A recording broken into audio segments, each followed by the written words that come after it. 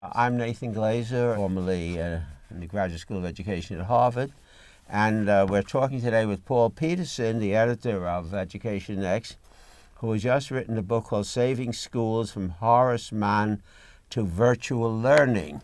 As I see it, the really great advantage of this virtual education is that most kids in school are either bored or confused. Because if you don't get your material at just the right level of where you're ready to learn this particular kind of material, if you don't know it yet, if you don't have the background for it, you just can't assimilate it. And if you've already learned this material, you're just bored. And I think most kids in classrooms are bored. In high schools, I think this is especially true because kids are at all kinds of levels of accomplishment.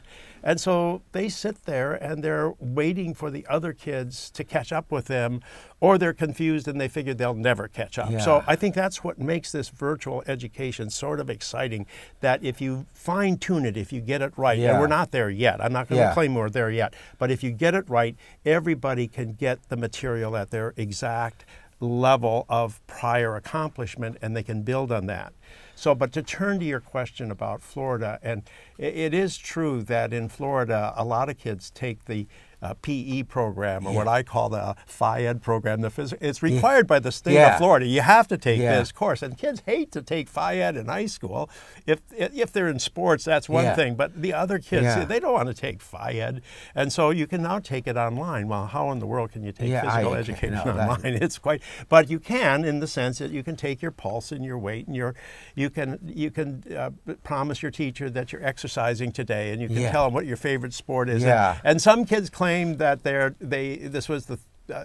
this showed them the virtues of exercise and healthy living and so forth. Is there some limit as to how many of these courses high school kids can take in the virtual program?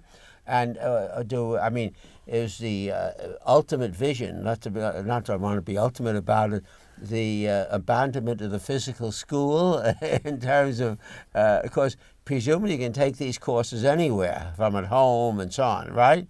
Well, I talk about James Coleman, and he went to Manual High in Kentucky, and in Lexington, Kentucky, and he always said the school was great at teaching you how to play football, but it was terrible in the classroom. So I'm thinking, you know, schools would be great for teaching football and sports and drama. There's still things to do. There are lots of extracurricular things, all the socializing things, right? We wouldn't want to ever abandon that. So but it could be supplemented. There would be that core of things that do require community of some sort, even if it's a And I think teachers should be turned into coaches. I think everybody should be like the football. The great thing about a football coach is he doesn't have to tell the kids they have to do well if they're if the team is going to do well, right? It's obvious to everybody. I'm surprised to hear you say that in view of your general critical view towards progressive education and the whole notion of the teacher is coach and the kids do what they want. But you're saying not quite the kids do what the kids do it at their speed and so on and so forth. There's a lot to progressive education. And having child-centered schools is really important. And actually, I think the problem was we could never really get truly progressive education. Well, it's a fascinating vision, and I'd like to see it go further.